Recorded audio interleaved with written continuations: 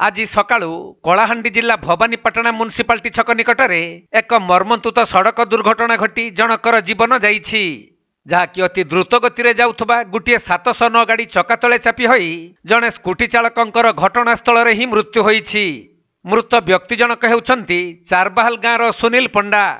तेबे दुर्घटना घटाइथिबा गाड़ी चालक स्थानीय टाउन थाना रे आत्मसमर्पण करिथिबा बेले पुलिस घटनास्थल रे पहुंची एहार तदंत करुछन्ति। सेपटे सहर मध्य भारी जान चलाचल उपरे कटकणा रही भी सहर भीतर को भारी जान प्रवेश बंद हो पारि नाही।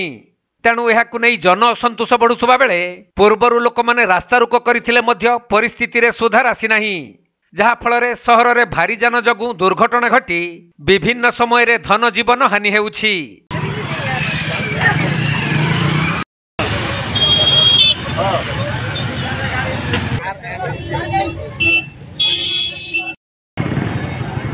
कलाहांडी जिल्लारू बिरंची करुआंक रिपोर्ट, कोणार्क लाइव।